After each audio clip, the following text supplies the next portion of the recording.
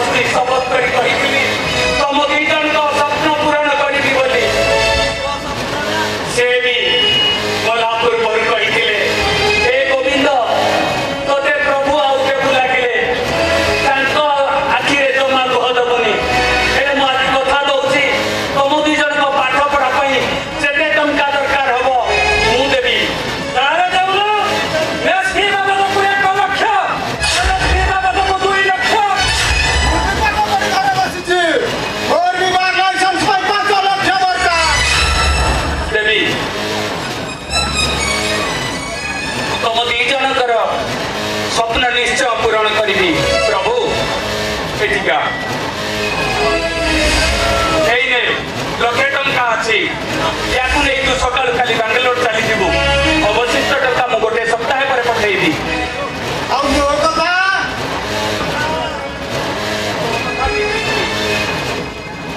ତୋ କଥା ବି ବୁଝିବି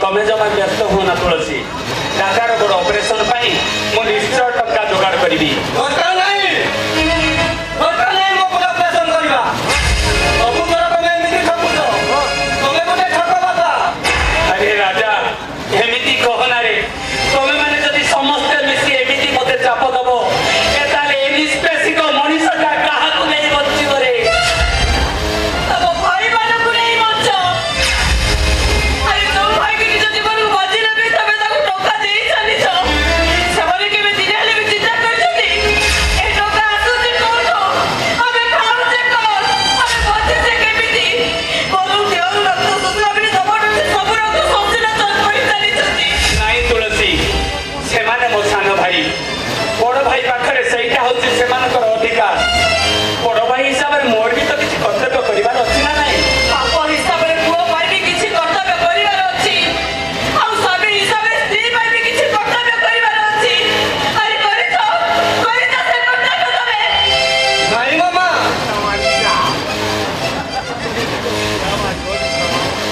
ମୋ ପାଇଁ କେହି କର୍ତ୍ତବ୍ୟ କରିବା ଦରକାର ନାହିଁ ମୋ ପୁଅ ଅପରେସନ ପାଇଁ ମୁଁ ନିଜେ ଟଙ୍କା ଯୋଗାଡ଼ କରିବି କାହାର ଦୟାରେ ଅପେକ୍ଷା କରିବନି ଏ ହତଭାଗା ପିଲାଟା ଠିକ୍ ଚାଲିଛି ମୁଁ ଘରେ ଲେଖାମ ମୋ ପାହାରେ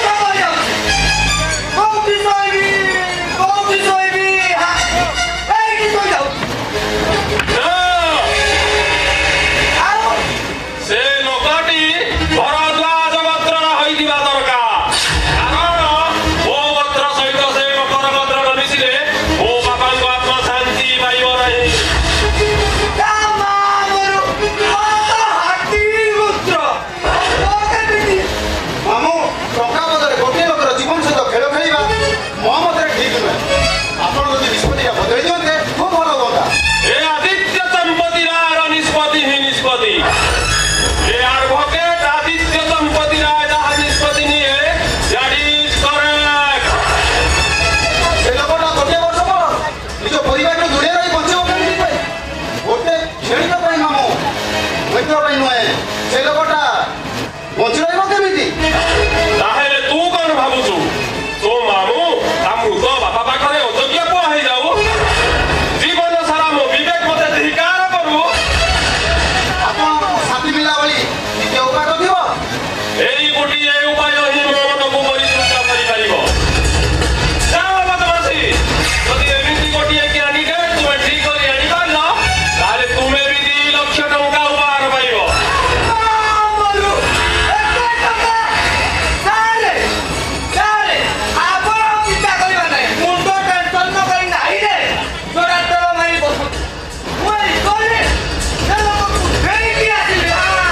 ଯେତେ ଶୀଘ୍ର ହବା ତୁମ ପାଇଁ ଭଲ।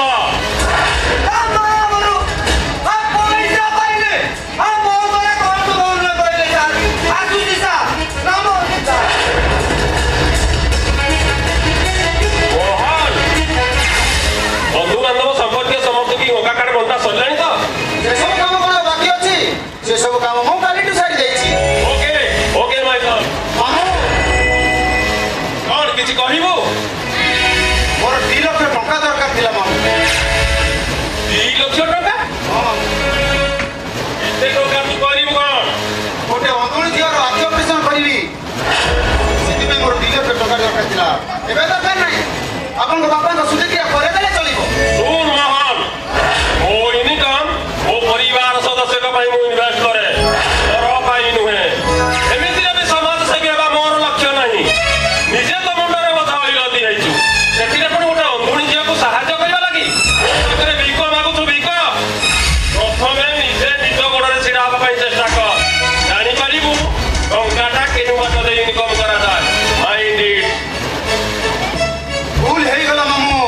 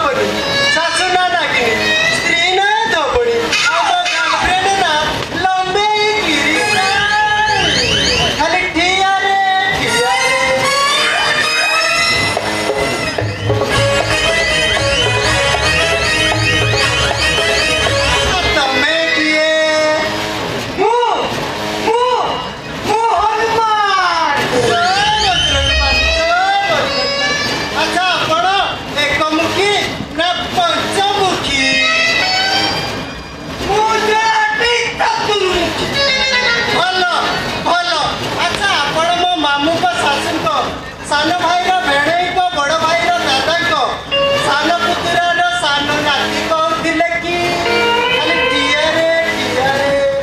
ନାଇଁ ରେ ମୁଁ ଶୁଣିକି ତୋ ବୋଉର ଦିଅର ବୋଉ। ଓ ଦାଦା ଆଇ ମିନ୍ ଅଙ୍କଲ ତାହେଲେ ମୁଁ ଏଇଠୁ କରୁଛି ନମସ୍କାର। ଖାଲି ଟିଆରେ ଟିଆରେ।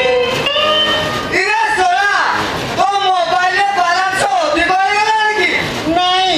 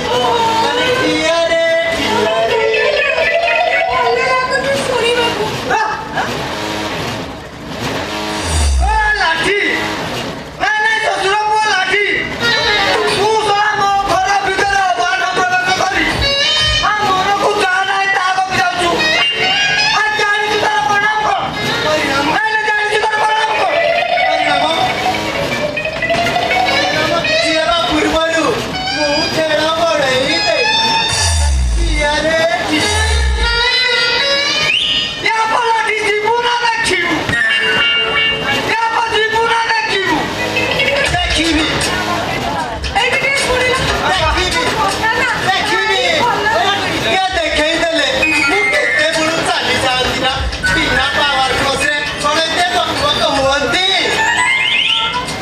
ଶୁଣିଲ କଥାଟା ଭାରି ବଢିଆ ଲାଗେ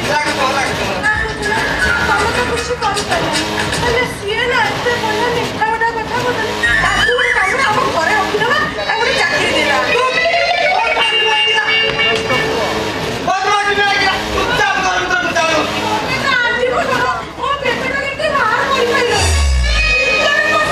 ମାନିବାକୁ ପଡିବ ତମକୁ ନନା ମାନିବାକୁ ପଡିବ କିଏ ନିଜେ ତ ଖାଉନ କି କାହାକୁ ଟିକେ ହେଲେ ଖାଇବାକୁ ଦଉନ ଆଉ ଘର ଭୋକିଲା ସେଠି ଜାଣିନୁ ମୁଁ ଠିକ ଅନୁମାନ କରିପାରୁଛି ତାଙ୍କ ମନରେ ପ୍ରବଳ ଭୋକ ଖାଲି ଠିଆରେ ଠିଆରେ ତୁ ଶୁଣାଟି ନାଇଁ ନାଇଁ ତୁ ଶୁଣାଟି ତା ଭୋକ ମାରି ଯେମିତି ପେଟ ପୁରାଇ ଦବୁ ଆଉ ମାନେ ଘରେ ଖାଇବାକୁ ଦେବି ମାସେ କି 2 ମାସ ନୁହଁରେ ବାପ 10 ମାସ ଯାଏ ପେଟ ଫୁଲିକି ଥିବ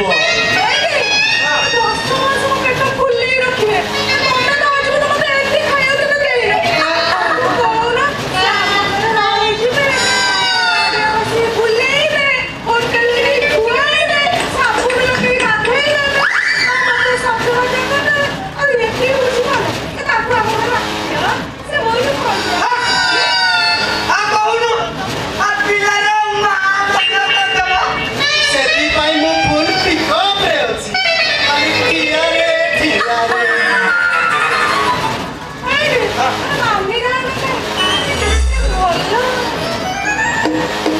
ଏ ରାଜି ହଁ ରାଜି ହଁ ଆ ମୁଁ ବି ରାଜି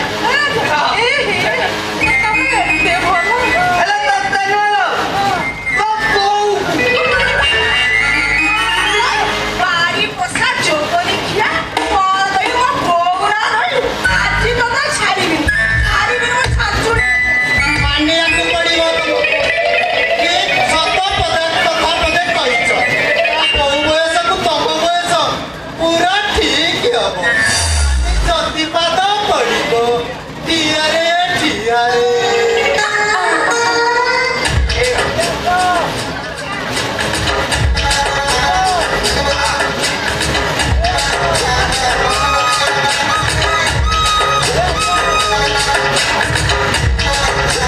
ଆରେ ଯୋଗନି ଖିଆ ପୁରା ମୋ ବୋଉରା ଧରି ଏଇ ଶାଶୁଣି ଆଜି ପିଟିବି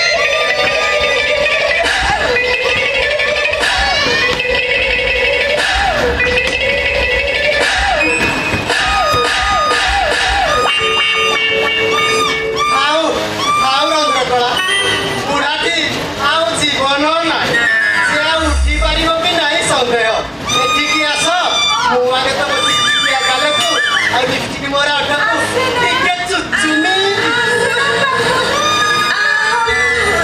ଏମିତି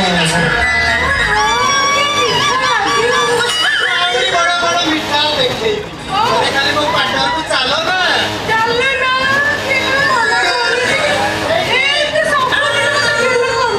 ଏଇଠି ଆମେ ଯାଉଛୁ ଆଜି ନେଇକି ଯିବୁ ଏ ଶୁଣୁ ଏ ମନ ଖୁସି ହେଇଗଲା ପରେ ଏ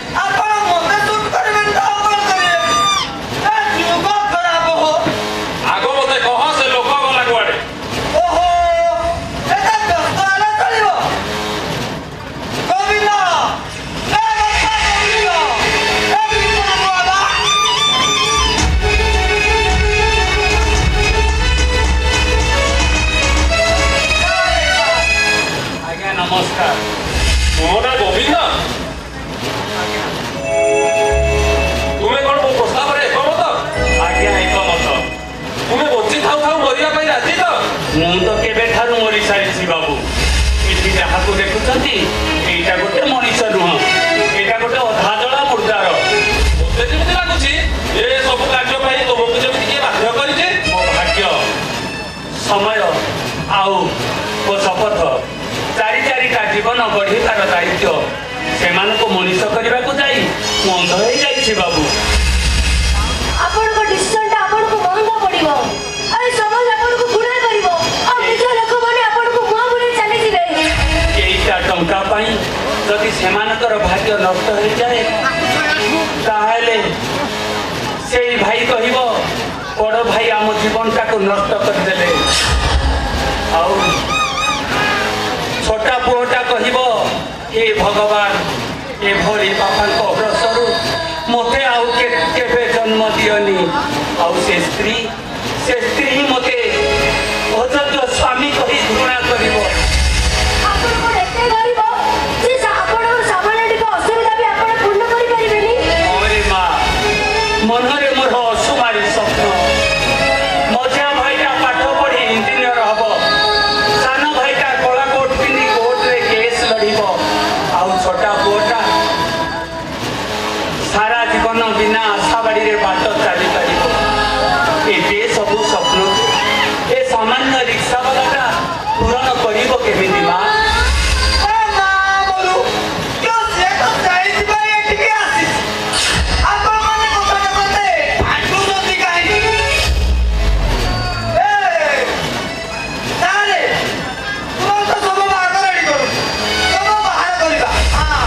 ଶୋଭାଯାତ୍ରା ପାଇଁ ସବୁ ବାହାରମାନେ ପ୍ରସ୍ତୁତ କରୁଛନ୍ତି। ତା ପୂର୍ବରୁ ମୋର ଗୋଟେ କଥା ଶୁଣି ରଖ ଗୋବିନ୍ଦ। ତୁମେ ଶବ ହୋଇ ଶ୍ମଶାନ ଘାଟକୁ ଗଲା ପରେ ସେଠାରୁ 1 ବର୍ଷ ପାଇଁ କେଉଁ ଆଡ଼େ ଚାଲିଯିବ, ତୁମର ଥାଇ ଆମ ପରିବାର କି ତୁମ ପରିବାର ଉପରେ ନ ପଡ଼େ। ସେ ଉଭୟ ପରିବାରର ଅମଙ୍ଗଳ ହବ। ତାମାନେ ମୋ ରାଜାକୁ ମୁଁ 1 ବର୍ଷ ଯାଏ ଦେଖିପାରିବି। ମୋ ସାନ ଭାଇମାନଙ୍କ ସହିତ ସମ୍ପର୍କ ରହିବ। ଆଉ ମୋ ତୁଳସୀକୁ ଛାଡ଼ି ମୋତେ ନିର୍ବାସନ ଦଣ୍ଡ ଭୋଗ କରିବାକୁ ପଡ଼ିବ।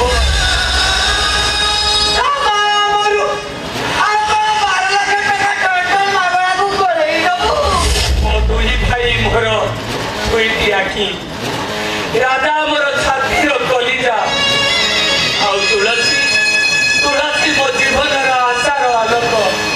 ମୁଁ ସେମାନଙ୍କୁ ଛାଡ଼ି ପହଞ୍ଚି ପାରିବିନି ବାବୁ, ମୁଁ ପାରିବିନି ବାବୁ। ଦେଖନ୍ତୁ ବାବୁ, ଆପଣ ଏଠୁ ଚାଲି ଯାଆନ୍ତୁ। ଆପଣଙ୍କ ଲକ୍ଷ୍ୟ ପୂରଣ କରିବା ପାଇଁ ଆପଣ ଆଉ କିଛି ବାଟ ଦେଖନ୍ତୁ। ଏଇଟା ଟଙ୍କା, ଯଦି ଏଇଟା ଟଙ୍କା ମୁଣ୍ଡ ନିଏ ଖାଲି ହାତରେ ଫେରିଯାଏ, ତାହେଲେ ମୋ ମଝିଆ ଭାଇଟା ଇଞ୍ଜିନିୟର ହେଇପାରିବନି, ସାନ ଭାଇଟା କଳା କୋଟ୍ ପିନ୍ଧି କୋର୍ଟରେ କେସ୍ ଲଢ଼ି ପାରିବନି, ଆଉ ଛୋଟା ପୁଅଟା ସାରା ଜୀବନ ବିନା ଆଶା ବାଡ଼ିରେ ବାଟ ଚାଲିପାରିବ। ମନକୁ ମୋର ବୁଝେଇ ଦେବି, ଛାତିକୁ ପଥର କରି ମନକୁ ମୋର ବୁଝେଇ ଦେବି।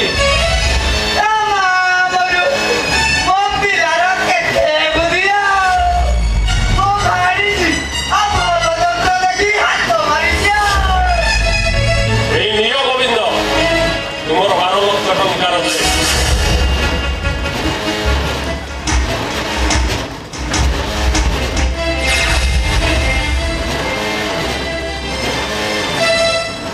ବାବୁ, 12 ଲକ୍ଷ ଟଙ୍କାର ଚେକ୍?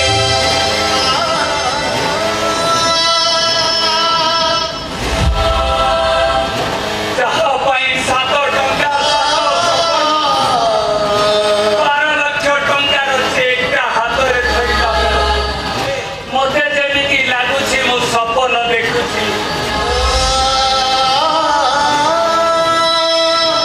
ବାବୁ, ଆପଣ ହେଲେ ବାହାର ଲୋକ, 1 ଲକ୍ଷ ଟଙ୍କାର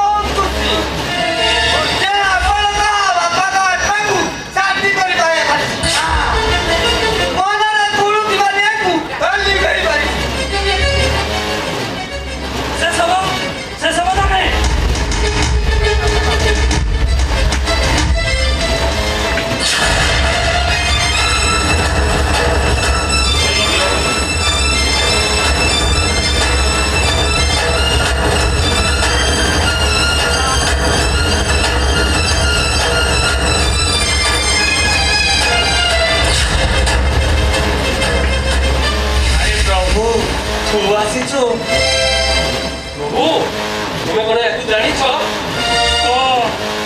ନାଇଁ ମାନେ ଆରେ ହଁ ନାଇଁ ମାନେ କଣ ହଉଛୁ କହିଦଉନୁ।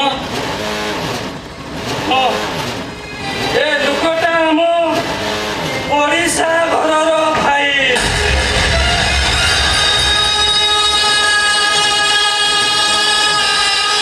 ଗୋବିନ୍ଦ ଇଏ ମୋ ଭାଇ, ୟାଙ୍କ ବଡ ଭାଇ ଜଣେ ବଡ ବିଜନେସମ୍ୟାନ।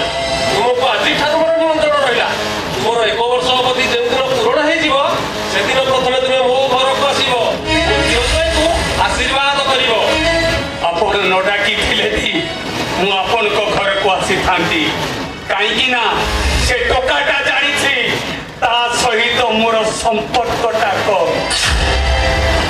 ହଉ ହେଲା, ବର୍ତ୍ତମାନ ମୃତ୍ୟୁଶଯ୍ୟା ଶୋଭାଯାତ୍ରା ଆସିଥିବା ଶବ ମୁଖରେ ମୁଖାଗ୍ନି ଦେଇ ମୁଁ ମୋ ବାପାଙ୍କ ଆତ୍ମାକୁ ପରିତୃପ୍ତ କରିବି। ଆପଣ ସିନା ମୋ ମୁହଁରେ ମୁଖାଗ୍ନି ଦେଇ ଆପଣଙ୍କ ବାପାଙ୍କ ଆତ୍ମାକୁ ପରିତୃପ୍ତ କରିଦେଲେ, ହେଲେ ମୋ ଆତ୍ମାଟା ଅତୃପ୍ତ ରହିଯିବ। ବାବୁ ଆପଣ କଣ ମୋର ଶେଷ ଇଚ୍ଛା ଟିକକ ଶୁଣିବାକୁ ଚାହିଁବେନି? କୁହ ଗୋବିନ୍ଦ, ଆରେ ତୁମ ଆତ୍ମା ମୁକ୍ତ ପାଇଲେ ହିଁ ମୋ ବାପାଙ୍କ ଆତ୍ମା ମୁକ୍ତ ପାଇବ। କୁହ ଗୋବିନ୍ଦ, ତୁମର ଶେଷ ଇଚ୍ଛା ଟିକକ କଣ କୁହ? ମୋ ମୁଖରେ ଶେଷ ଥର ପାଇଁ ମୁଖାଗ୍ନି ଦେବ। ଏଇ ମୋ ପଡ଼ିଶା ଘର ଭାଇ।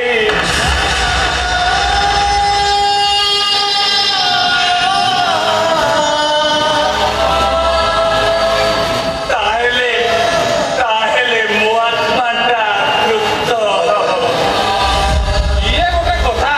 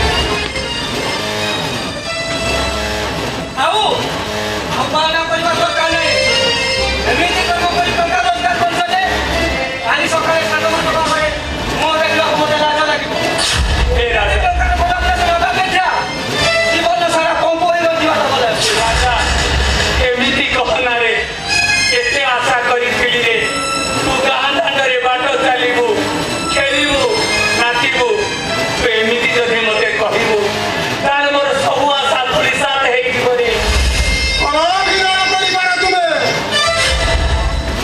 ଏମିତି ଅଭିନୟ କରି ଆମ ଭବିଷ୍ୟତ ଗଢ଼ିବାକୁ ଟଙ୍କା ରୋଜଗାର କରନି ଯେ ଆମ ମୁହଁରେ ଜନ କାଳି ମାରିଦେଲ ତୁମ କାଳି ନିଜ ଭାଇ ନିଜ ପୁଅର ଭବିଷ୍ୟତ ପାଇଁ ସେ ପଛରେ ତମେ ସବୁ ପଲଟି ଦେଲ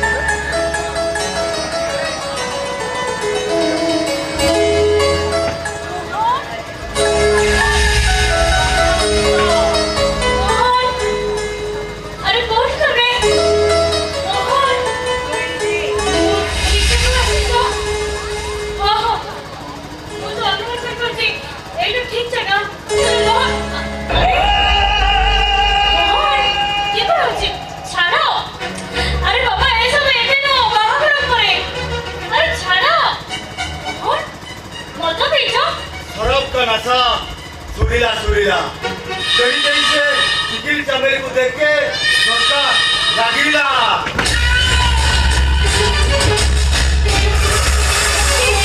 କିଏ ତୁମେ? तो जीवन साथी तू जाको तो मन मंदिर में बसी पूजा करूछु ତୁମେ କ'ଣ ମୋ ମୋହନ? हाँ मोहन प्रेम करूछु प्रेमी को के छाती को टाड़िले सेठी जाउछु एरा ना तोर मोर एते दिन संपर्क भितरे तो ओठ मिसई देह सह देह लगिया को अनेक इच्छा करछिलो तू तो जानो मु तो टिके राज्य पुरा मो मनर कथा खुली कहि पारुनी बोली तू मध्य तो आडू ऑफर देउनु मु आज मो मनर अरमान को पूर्ण करिया पई आज टिके मद पीछिलो ହେଇ, ତୁମେ ମୋ ମୋହନ ନୁହଁ। ଏ ମଧୁସୁର, ଏ କଥାବାର୍ତ୍ତା, ଏସବୁ ମୋ ମୋହନ ନୁହଁ। ମିଛ କହୁଛ ତୁମେ। सुन राधा तू जे 35 सुनिले पागल हो जाऊ सुन से 35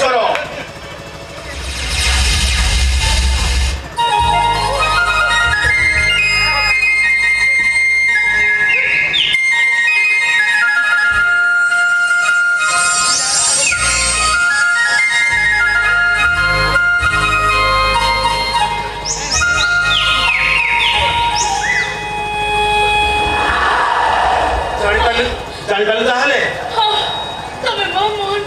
ଏ ବଂଶୀଶ୍ୱର, ଆଉ ଏ ମଧୁସୁର, ଏସବୁ ହଉଛି ମୋ ମୋହନର। ତାହେଲେ ଡେରି କରୁଛୁ କାହିଁକି ଜାଗା ବି ସୁନସାନ ଭିଗା ଭିଗା ମୌସୁମ ରାଧା ଆପଣଙ୍କୁ ଉତାରି ନେଇ ମନ ଭରି ଉପଭୋଗ କରିବି ଆଲୋ ଏ ତୁ ମଧ୍ୟ ମୋ ମନର ଅପୁରୁଷକୁ କାଢ଼ି ନେଇ ତୁ ମୋ ମନର ଅରମାନ ପୂରଣ କରିବୁ ରାଧା ରହ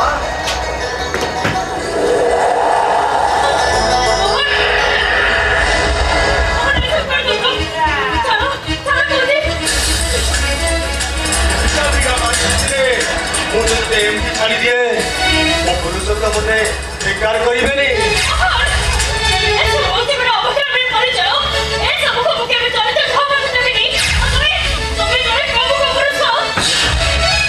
ओ कितु काम वालिया को भलो पाए